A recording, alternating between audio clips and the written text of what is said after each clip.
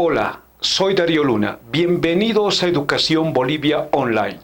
Hoy te voy a enseñar una rutina de cómo enseñar a pensar a tus estudiantes. Empecemos.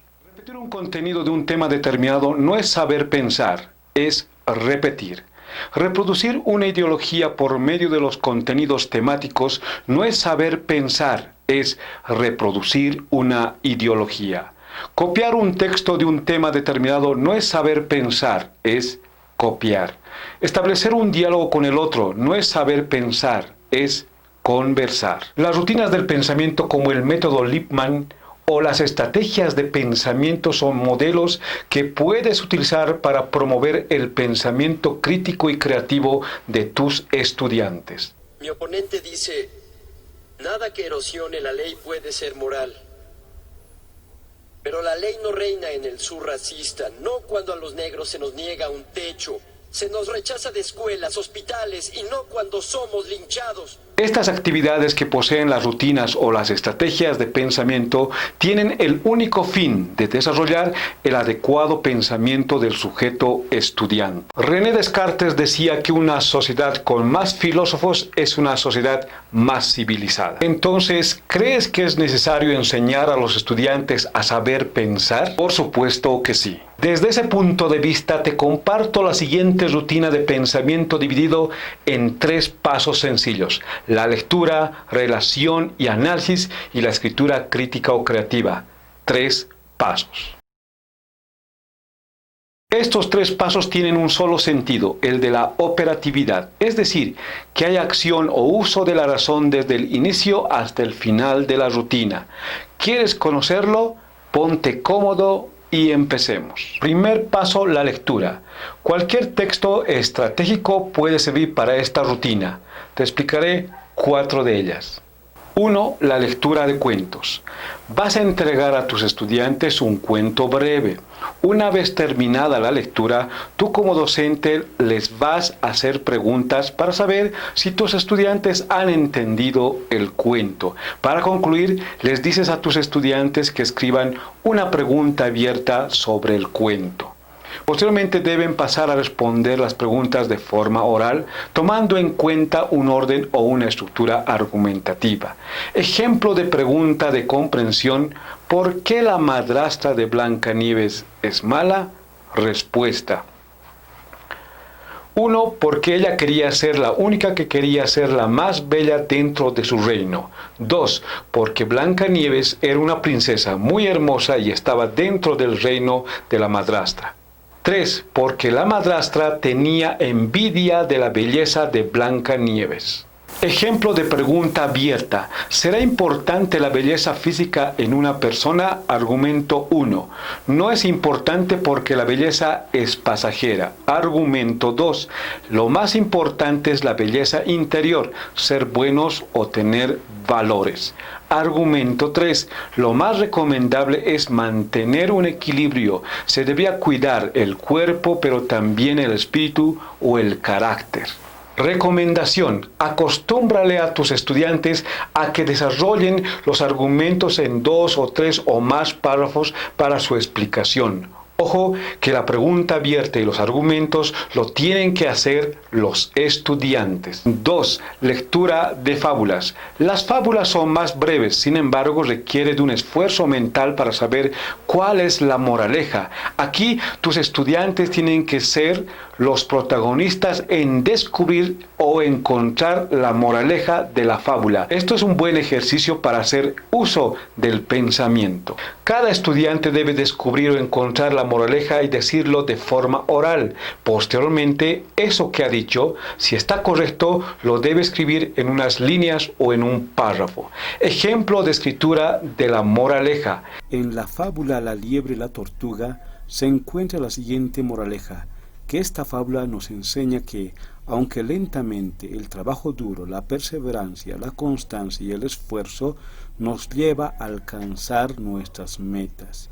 También nos permite ver cómo la arrogancia, la falta de constancia y el exceso de seguridad en uno mismo nos puede llevar a perder oportunidades y a no alcanzar nuestras metas. Recuerda que el proceso es lectura, encuentro de la moraleja y escritura de la moraleja. 3. Adivinanzas. Las adivinanzas son recursos para hacer uso del pensamiento. De igual manera, realiza adivinanzas para que tus estudiantes sean los que den la respuesta correcta. Recuerda que para responder se hace un pequeño esfuerzo mental. Entonces, utiliza la adivinanza para ejercitar el pensamiento. En la ciudad o el campo es un amigo del hombre. Adivina cuál es este animal sin que te diga su nombre. Oro parece, plata no es. Quien no lo adivine, listo no es. Por dentro carbón, por fuera madera.